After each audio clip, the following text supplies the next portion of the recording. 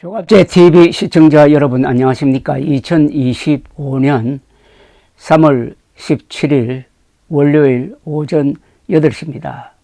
왜 한국의 보수층이 가장 반보수적인 인물로 밝혀진 윤석열을 대통령으로 뽑았느냐 하는 이 문제는 앞으로 두고 논쟁거리가 될 것이라고 생각합니다. 윤석열에게 속았느냐 아니면은 이재명 당선을 막기 위해서 보수층이 전략적 선택을 한 것이냐 하는 것도 앞으로 쟁점이 될 것이라고 생각을 합니다. 보수 진영에서 윤석열은 안 된다, 윤석열과 이재명 다 안 된다 라고 주장한 거의 최초의 인물은 정규재 전 한국경제신문 주필입니다. 2021년에 이런 주장을 줄기차게 했고 이재명도 안 되고 윤석열도 안 된다, 나는 기권하겠다는 입장을 표명을 해가지고 보수층 안에서 비판도 많이 받았지만은 윤석열에 대한 그의 입장 그리고 분석은 이제 와서 상당히 정확하다고 보고 재조명될 상황입니다. 윤석열의 문제점을, 그러니까 윤석열의 반보수적 성격과 반보수적 어떤 정체성을 가장 먼저 알아보았다는 거죠. 그런 면에서는 선지자라고 할 수 있습니다. 선지자는 고향에서 핍박받는다는 말이 있는데, 고향이라고 하면 여기서는 보수 진영이라고 볼 수 있습니다. 보수 진영에서 가장 많은 비판을 받은 정규재 전 주필이 요사이는 내 말이 맞았지 않느냐 하고 나올 만한 이유가 있습니다. 그런 가운데서 며칠 전에 자신의 페이스북에 이재명을 어떻게 볼 것이냐 하는 관점에서 아주 흥미로운 글을 썼습니다. 논쟁적 글입니다. 이 글을 소개해 드리겠습니다. 정규재 전 주필의 글입니다. 정주필님, 이재명은 포악무도하고 사악한 악마성을 감추고는 마치 광명을 가져다주는 지도자처럼 자신을 위장한다는 것이 그를 자세히 알 수 있었던 사람들의 일치된 견해더군요. 그와 학창시절 등을 함께 보낸 분들은 한결같이 어떤 들박성을 가지고 이재명의 직권을 막아야 한다며 진실되게 앞서 말씀드린 것 같은 의견을 피력하더군요. 정주필도 경각심을 가져주세요. 악마에게 속아서 오점을 남기고 정론을 펼쳐주시고 저희를 올바르게 인도해 주세요. 이름을 말하면 누구라도 알만한 어떤 분이 이런 글을 보내왔다. 정중하게 쓰여진 글이기에 부득이 답신을 드려야 할 것 같다. 오늘 하루에만도 이재명을 악마라고 지칭한 글을 5편은 좋게 받은 것 같다. 물론 나는 이재명을 악마라고 생각하지 않는다. 악마를 어떻게 정의하더라도 그렇고 악마라는 유사 종교적인 언어를 보는 것은 그 자체로 마음이 편하지 않다. 오히려 정치인 중에서라면 윤석열이야말로 악마에 가깝다고 생각한다. 굳이 악마라는 기괴한 언어를 사람에 대해 사용한다면 말이다. 필자는 지난 대선에서 윤과 이재명이 최고의 자리를 놓고 다툴 때 이 두 사람을 모두 거부하면서 대선 자체를 보이콧한다고 선언한 바 있다. 필자는 지금도 당시의 입장을 공정했다고 회고한다. 필시 두 지도자를 정점으로 국민들이 분열하여 대립하고 분노를 공유하면서 진영을 결속하고 대결하는 것으로 스스로를 정당화할 것이라고 보았기 때문이었다. 이후 진행 상황은 우리가 알고 있는 그대로다. 지금의 탄핵 사태는 그 결과다. 필자는 이재명을 지극히 평범한 보통의 기회주의자라고 생각한다. 불운한 가정에서 태어나 학교도 제대로 못 다니고 고단한 삶을 버텨낸 사람에게서 드러나는 그런 잔머리의 강한 기회주의 말이다. 그에 대한 악마라는 이미지는 모든 밑바닥 출신들에게 따라다니는 장발장식의 도둑놈 이미지일지도 모른다. 필자는 잔머리를 옹호할 생각도 없지만 모든 바닥 사람들을 범죄인으로 인식하는 그런 기득권의 시각을 정당화하고 싶은 마음도 전혀 없다. 흔히 형수 욕설을 말하지만 필자는 윤과 그의 아내 그리고 윤석열의 부모를 생각하면은 윤이야말로 가족 모두로부터 신뢰받지 못하는 자라고 생각한다. 가족에게서 버림받는다는 것은 무엇을 말하는 것인가? 사법시험을 9년이나 견뎌낸 기이한 삶의 치열성을 보더라도 두 사람의 우열을 비교하기는 어려울 것이다. 반항적 성격으로 따지면 윤이 더하면 더했지 덜하지 않다. 윤은 가는 곳마다 조직과 윗사람과 마찰을 빚었고 그의 결혼과 아내에 대해서는 풍문만으로도 책을 몇 권 써내야 할 지경일 것이다. 그의 아내와 처가 가족을 둘러싼 실로 다양한 풍문들이야말로 윤석열을 악마라고 비정할 때 충분히 성립 가능한 이재명 못지않은 그런 가족 이야기가 된다. 이재명의 이미지에 가장 치명적 상처를 준 것은 형수와의 욕설 대화일 것이다. 가족 내 불화는 누구에게나 존재하지만 그렇게 심각한 욕설이라니 우리를 당황하게 만드는 것은 분명하다.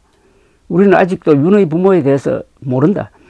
그는 자녀도 없이 강아지만 여러 마리를 키운다.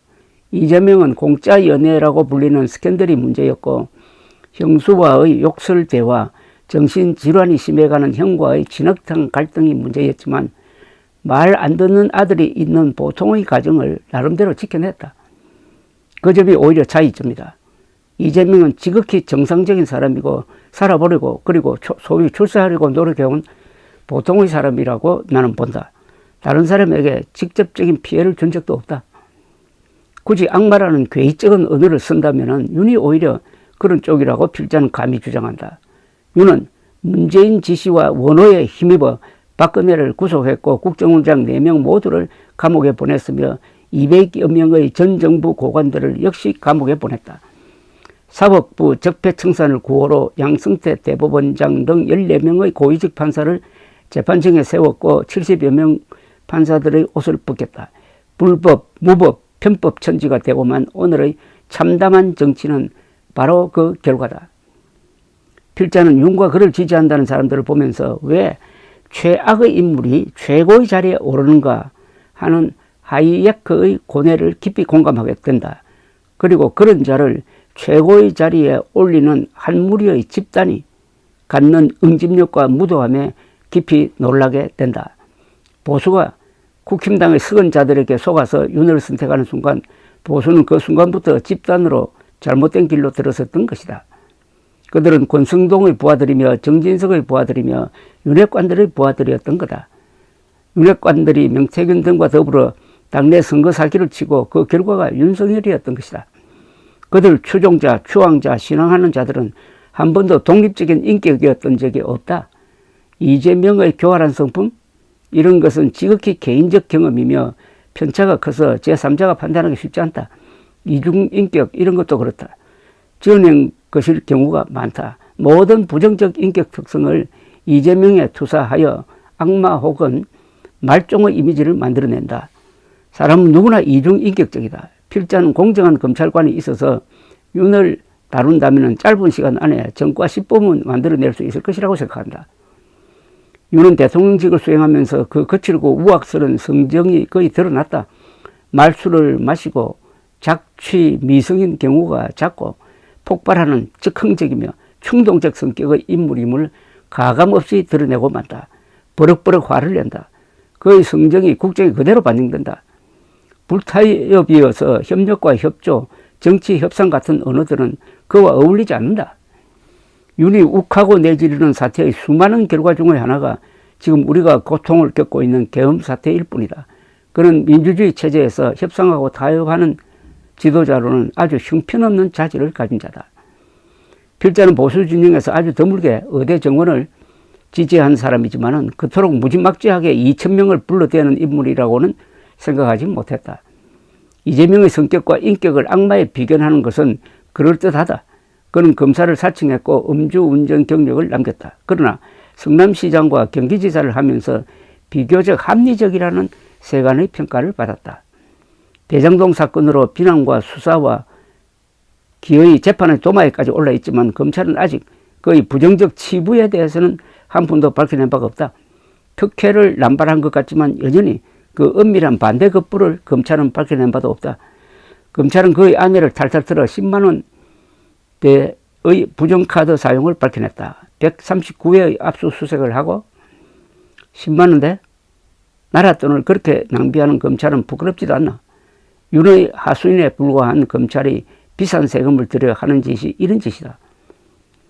필자는 이재명의 공직선거법 위반에 대해서는 그를 벌할 정도의 수준에 이른 거짓말이라고 보지 않는다. 김문기를 모른다고 한 거짓말, 국토부로부터 백현동 부지 용도 변경에 대한 압력을 받았다는 거짓말, 검사 사칭 사건과 관련한 위정교사죄에 대해서도 필자는 아주 다른 견해를 갖고 있다. 검사 사칭 죄목은 천한 존재, 기어오르려는 바닥 인물에 대한 기득권의 발길질이었다고 생각한다. 이재명의 거짓말 범죄에 대해서 처벌할 수 없다고 말했을 때 거의 대부분 필자의 사회 친구들이 떨어져 나갔다. 모두가 이재명에 대한 적의에 사로잡혀서 그런 설명을 들어볼 일말의 의도조차 없었던 것이다. 공직선거법의 거짓말 범죄는 소위 당선 무효형을 받으면서 종료된다.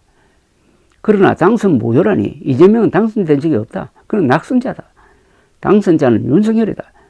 윤은 온갖 거짓말을 하면서 당선되었다. 그는 아내가 정권 투자를 해서 약간의 손실을 봤을 뿐 주가 조작은 어림이 없고 장모는 다른 사람에게 10원 한 장 손실을 준 적이 없다는 등의 거짓말을 태연히 해댔다. 그러나 그는 처벌받지 않았다. 당선자를 처벌할 수 없는데 낙선자는 처벌받는다는 희한한 일을 필자는 정의롭고 공정하다고 말할 수 없다. 이재명의 경우는 오히려 그런 사소한 거짓말들로 선거 중 이미지가 나빠졌고 낙선하는 상응하는 처벌을 받았다. 이재명은 잔머리를 많이 굴린다. 맞다. 그러나 잔머리를 굴리는 사람은 그 대신 타협적이다. 대장동에서의 비리는 아직 드러나지 않았다. 본인은 부패 문제는 없다며 아직도 완강하다. 백현동 문제를 의심하는 사람은 꽤 있다. 비리가 있다면 이쪽일 것이라고 보는 것이다. 김만배의 돈이 문제라고 하겠지만 역시 아직 증명된 바는 없다. 비리는 오히려 윤핵에서 엿보인다. 김만배의 누나는 하필 윤석열 부친의 집을 구매했다. 검찰은 대장동에 돈을 부었던 은행들에 대해서는 아예 수사하지 않았다. 상대를 악마라고 부르는 버릇은 어디서 배워온 것인가? 말문이 막힌 자들이 악마라고 내뱉으며 주문을 외듯하는 경향성이 있다. 필자는 이재명을 잘 모른다. 그러나 그런 이유로 이재명에 대한 악의적 별칭들에 포획될 이유가 없는 것이다. 악마라는 호칭은 의아스럽다. 기독교인들이 그렇게 부르는 것인가? 만일 누구를 향해 악마라고 불러야 한다면 검찰권의 무자비한 행사를 주특기로 하는 윤을 그렇게 불러야 한다고 생각한다. 이재명은 휘둘러야 하는 권력자였던 적이 없다. 윤에게 포획된 자들은 어리석은 자라고 말해야 한다. 최근 스스로를 보수라고 주장하는 진영의 수구적이고 반민주주의적이며 사이비 종교 집단적인 태도를 필자는 인정하기 어렵다. 필자는 집단의 포섭을 강요하는 이런 풍토를 경멸한다. 집단에는 그것이 광우병 집회든 촛불이든 광화문이든 지성이 없다. 감사합니다.